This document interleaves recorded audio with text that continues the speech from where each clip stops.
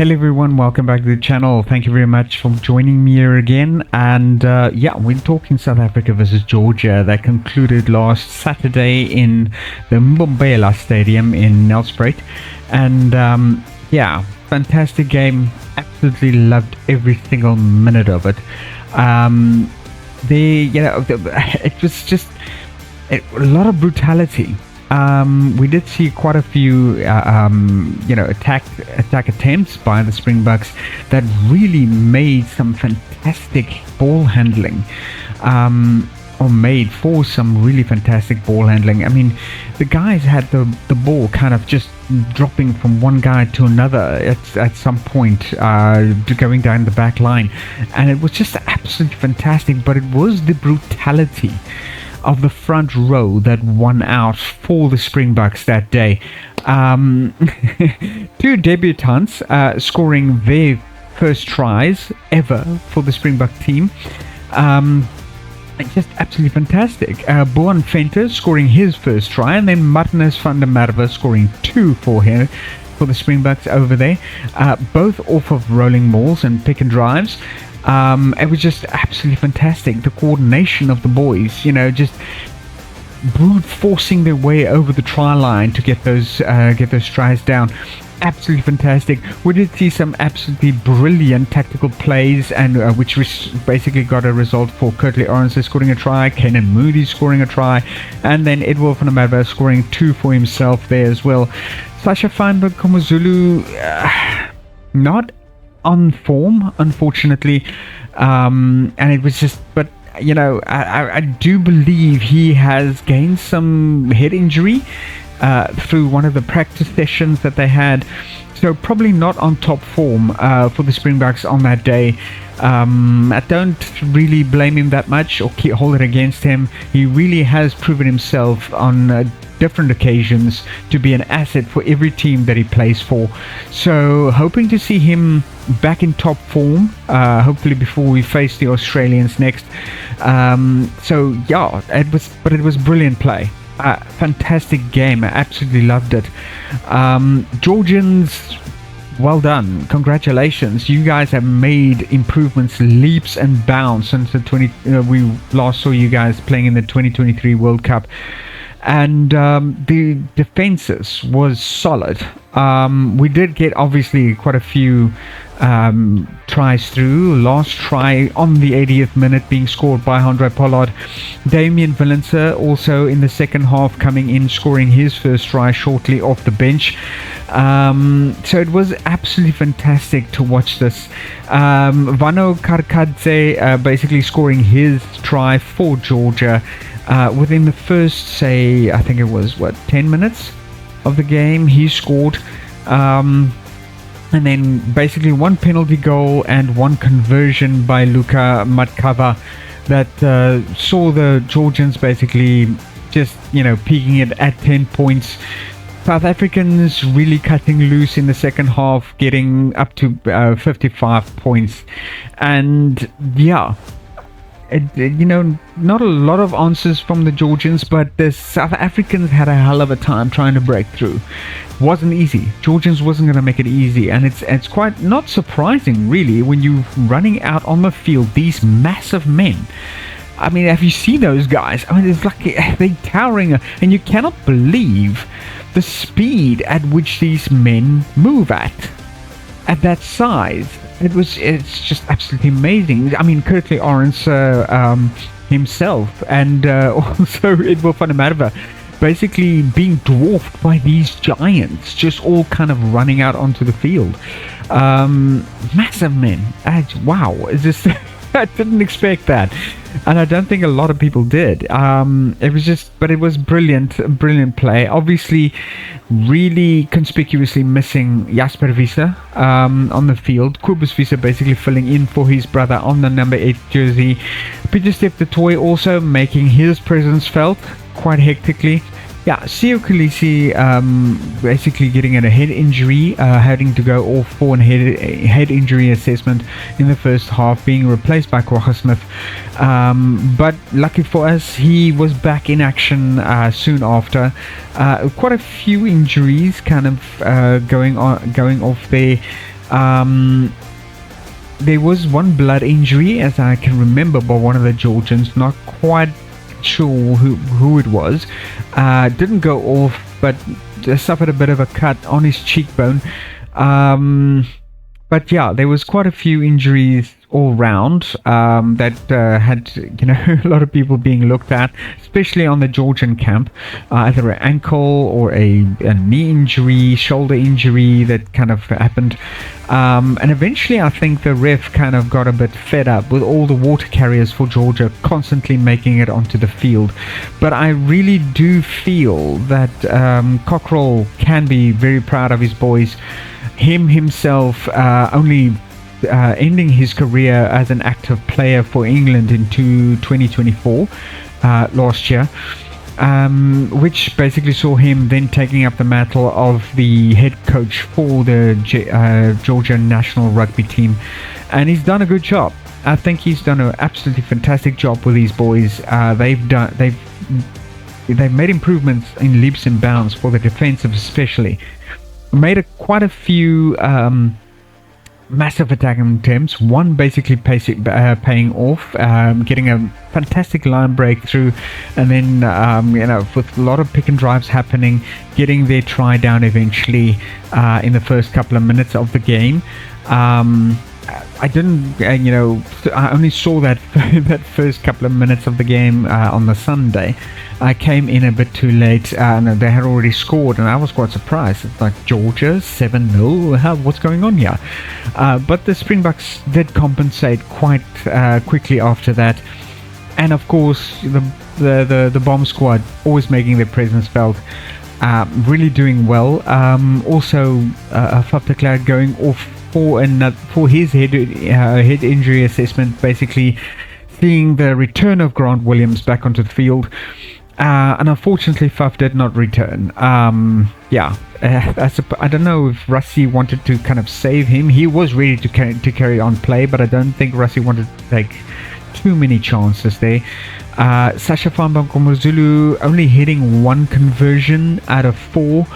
Not his day, but like I said, he did suffer a head injury in one of the practice sessions before the game that week. So I think he can be forgiven for that. He's never really performed that badly, but performance anxiety, look, it is a real thing. We've seen it affecting players like Moni Lebok and so many other players as well that usually do very well. And they usually have performed admirably, but as soon as they get under pressure, they start kind of but I don't think Sasha is really that much bothered with performance anxiety. I mean, whenever he made the field, either for the Stormers or for the Springboks, he's always given 110%.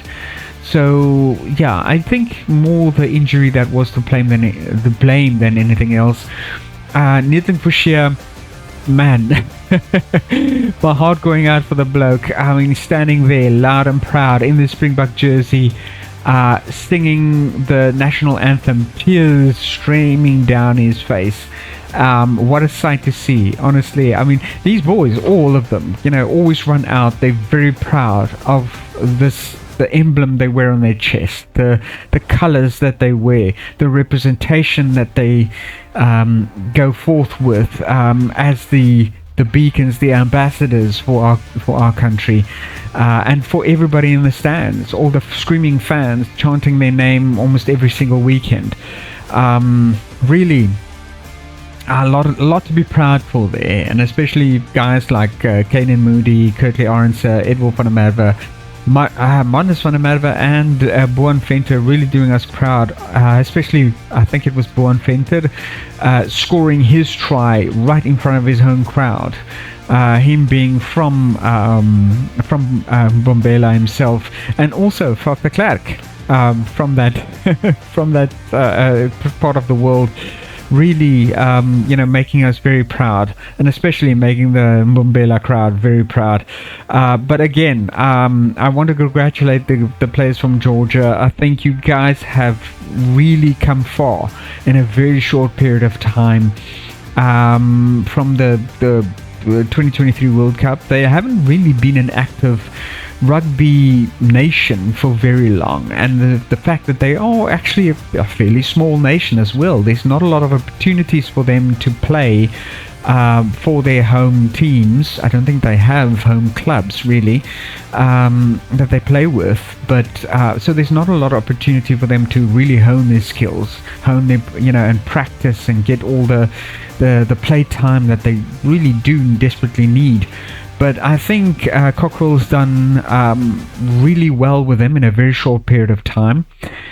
So yeah, that absolutely congratulations to them. They made a really good team, and I think this kind of concludes the the Castel Lager Incoming series. We will now be facing Australia next, coming in the next couple of weekends. I don't think it is next weekend. I think it's only basically the weekend after that that we'll be facing the round 1 of Australia. But yeah, really doing us proud with a 55-10 victory over Georgia. Not exactly a whitewash, like we, really punished the Italians last weekend, but I think there is kind of a real mutual respect as well between the South Africans and the Georgians now, seeing what they can do, how tough they can be in a game, and really fighting for every single inch of possession that they wanted. Really, a lot of respect for the Georgians. Also now moving on to the under-20 team. The under-20 Springboks clinching their first victory in the under-20 International World Rugby Championships since 13 years ago. And like I said before, guys like Faf Clark himself and Andre Pollard, Peter Steph de Toy being in that team. I think Vincent Koch was there as well as Malcolm Mark. So a lot of these guys standing on shoulders of giants as they fight on for our Springbok national team. The junior Springboks doing us very proud. Absolutely brilliant game that we saw there. It was just absolutely fantastic. The New Zealanders didn't make it quite as easy for the Junior Boks. And then of course the baby bomb squad making their way onto the field. Basically tries being scored by the junior All Blacks by Jaden Say, and then also Maloney Kanawave.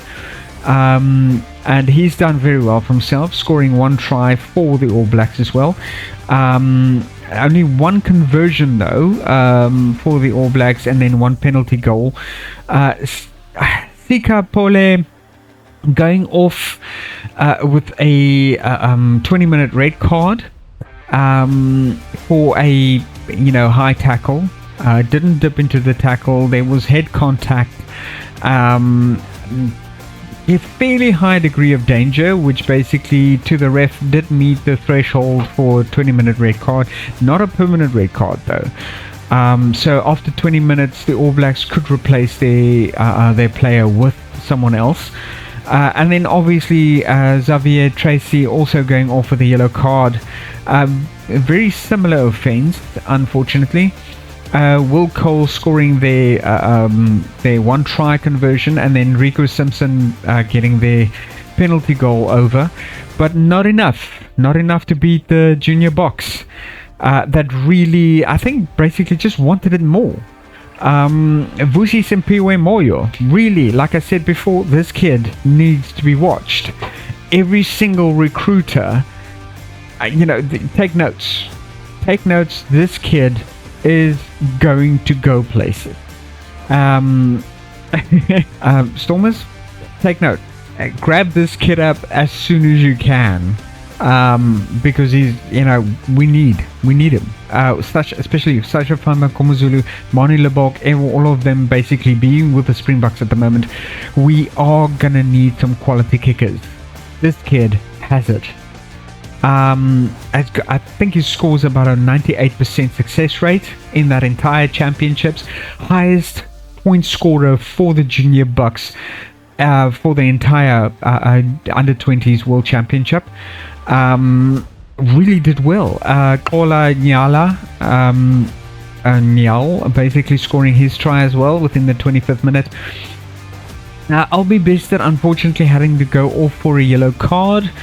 Also for a bit of foul play. He came in from distance in a ruck, trying to clear it, and then connected his shoulder to one of the All Blacks players' heads. Yeah, and not caught by the ref in the first place, but the ref was notified by the TMO, unfortunately, which saw him going off for about 20 minutes.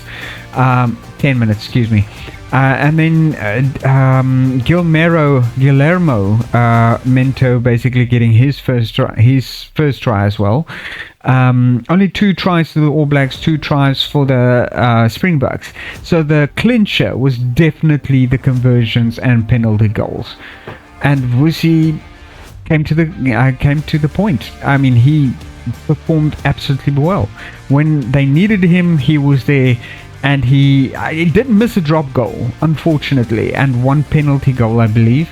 So, yeah, but other than that, he absolutely had such a good game. And standing at 6 foot tall, I mean, this kid is probably the tallest freaking fly half I've ever seen in my life. Wow. He towers above most of his other team members. Obviously not Riley Norton. Riley Norton himself standing quite a tall man. Ngubisi himself, very broad-shouldered, very tall guy, big man. So yeah, I mean, we definitely have one of the best teams here, and honestly, I wish some of these kids sadly will not see the national team jersey, but I think we will definitely have some of the best of them making the national team one day. Very good chance. Cheswell Uester has already been chosen and selected for the Bulls team in this or the next Currie Cup season. So yeah, I mean, honestly, good luck to him. He's really played well. He's played really hard. Hashim Peed, also a fantastic player at scrum half.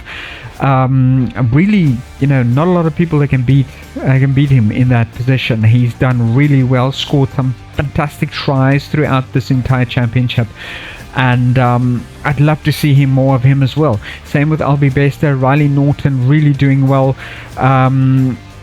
Yeah, JJ Tron, fantastic player as well.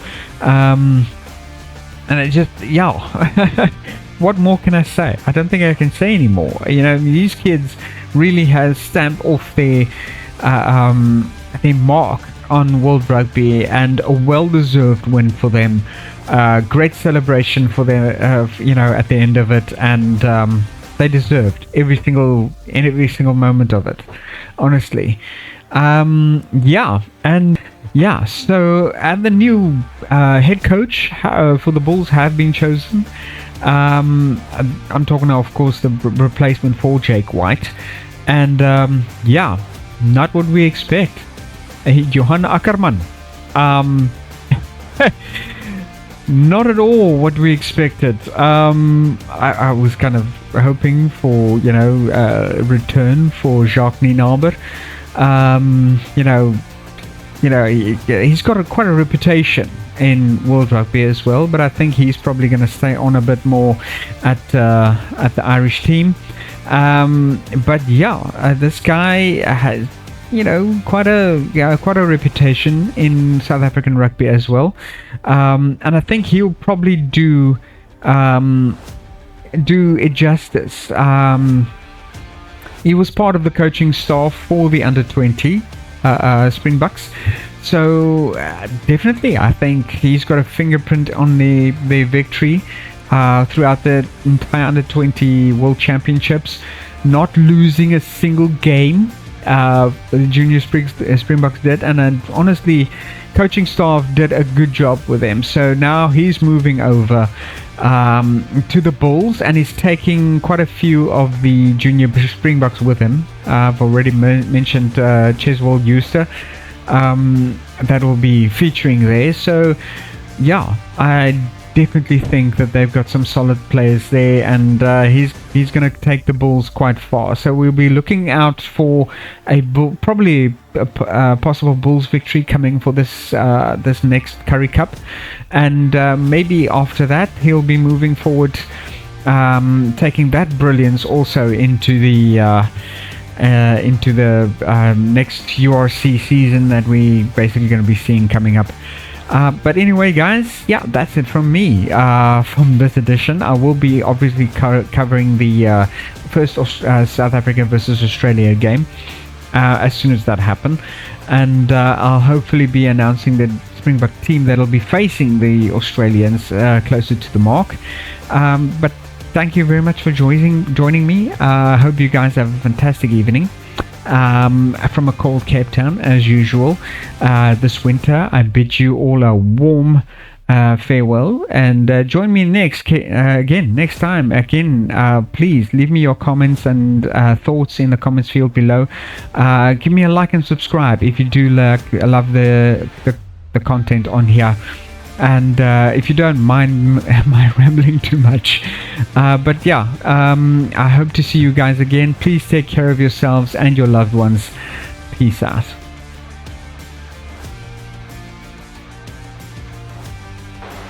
Van der Merwe feeds once more to Norkia. The rolling maul set again, and Van der Merwe in the boot, waiting for the maul to move forward. And it is moving now. Van der Merwe waiting for his opportunity to pounce on the